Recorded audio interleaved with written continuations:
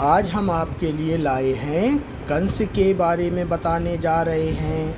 वो कैसा था, तो उसकी कहानी हम आपको आज सुनाएंगे। तो चलो प्रारंभ करते हैं कंस की कहानी। प्राचीन काल में भारत में यदुवंशी वंश का एक प्रसिद्ध नगर था, मथुरा। वहाँ पर उग्रसेन नामक एक धार्मिक, न्यायप्रिय और प्रजाप्रिय राजा राज्य करते थे। उग्रसेन की एक पत्नी से एक अत्यंत बलशाली और बुद्धिमान पुत्र हुआ, जिसका नाम और रणनीति में विशेष रुचि थी, किंतु उसमें एक दोष था। वह अत्यंत क्रूर और अहंकारी था। धीरे धीरे उसके हृदय में सत्ता का लोभ इतना बढ़ गया कि उसने अपने ही पिता उग्रसेन को बंदी बनाकर सिंहासन हथिया लिया और स्वयं मथुरा का राजा बन बैठा। दोस्तों, अगर आपको ये वीडियो पसंद आए तो एक प्यारा सा लाइक करें, चैनल को सब्सक्राइब कर लीजिए और पास में जो घंटी है उसे भी दबा दीजिए। तो चलो प्रारंभ करते हैं। कंस की एक प्रिय बहन थी, देवकी। वह अत्यंत सुंदर, विनम्र और सदाचारी थी। जब देवकी का विवाह यदुकुल के वीर और धर्मपरायण वासुदेव से हुआ तो कंस स्वयं उसे ससुराल तक छोड़ने रथ लेकर गया। लेकिन तभी एक अद्भुत घटना घटी। जैसे ही रथ चलने लगा, आकाशवाणी हुई, हे कंस, तू जिसे इतने प्रेम से विदा कर रहा है, उसी की 8वीं संतान तेरा संहार करेगी। इस भविष्यवाणी ने कंस को भयभीत कर दिया। उसके मन में बहन के लिए प्रेम था, परंतु अपने प्राणों का मोह उससे अधिक था। क्रोध में आकर उसने अपनी तलवार निकाल ली और देवकी को मारने दौड़ा। वासुदेव ने उसे रोकते हुए कहा, राजन, आप व्यर्थ निर्दोष की हत्या करने जा रहे हैं।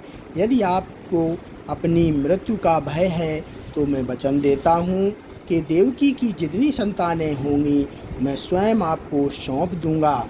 कंस मान गया, लेकिन उसने देवकी और वसुदेव को कारागार में बंद कर दिया। समय बीतता गया, देवकी को एक एक कर संतानें होती गईं और वासुदेव उन्हें कंस को सौंपते रहे। निर्दयी कंस ने अपने भयवश एक एक कर 6 पुत्रों की निर्दयता से हत्या कर दी। वह दिन दूर नहीं था जब 8वीं संतान का जन्म होने वाला था। 7वीं संतान बलराम को भगवान विष्णु की माया ने वासुदेव की दूसरी पत्नी रोहिणी के गर्भ में स्थानांतरित कर दिया, जिससे कंस को यह भ्रम हुआ कि 7वां गर्भ गिर गया। जब देवकी का 8वां गर्भ ठहरा तब देवता व्याकुल हो उठे। तब भगवान विष्णु ने वासुदेव और देवकी को दर्शन देकर कहा, मैं स्वयं तुम्हारे पुत्र के रूप में जन्म लूँगा। जन्म के तुरंत बाद तुम मुझे गोकुल ले जाकर यशोदा और नंद के घर छोड़ आना। उनके घर पर एक कन्या जन्म लेगी, उसे तुम वापस कारागार में ले आना। अष्टमी की मध्य रात्रि में श्री कृष्ण ने जन्म लिया। जेल की जंजीरें अपने आप खुल गईं, पहरेदार सो गए और जेल के द्वार खुल गए। वासुदेव नवजात शिशु को सूप में रखकर यमुना पार गोकुल ले गए। वहाँ उन्होंने श्री कृष्ण को यशोदा के पास सुला दिया और कन्या को लेकर वापस लौट आए। जब कंस को पता चला कि 8वीं संतान का जन्म हो गया है तो वह तुरंत कारागार आया और कन्या को पकड़कर दीवार पर पटकना चाहा, लेकिन जैसे ही उसने कन्या को उठाया वह आकाश में उड़ गई और देवी रूप में प्रकट होकर बोली, हे मूर्ख कंस, तुझे मारने वाला जन्म ले चुका है और कहीं और सुरक्षित है। कंस भयभीत हो गया। उसने उस बालक की खोज में संपूर्ण मथुरा, वृंदावन, गोकुल में हाहाकार मचा दिया। पूतना, सक्टासुर, तृणावर्त, अधासुर जैसे असुरों को भेजा गया, पर सभी श्री कृष्ण द्वारा मारे गए। कृष्ण और बलराम जब बड़े हुए तो मथुरा आए और कंस के आमंत्रण पर मल्ल युद्ध में भाग लेने पहुँचे।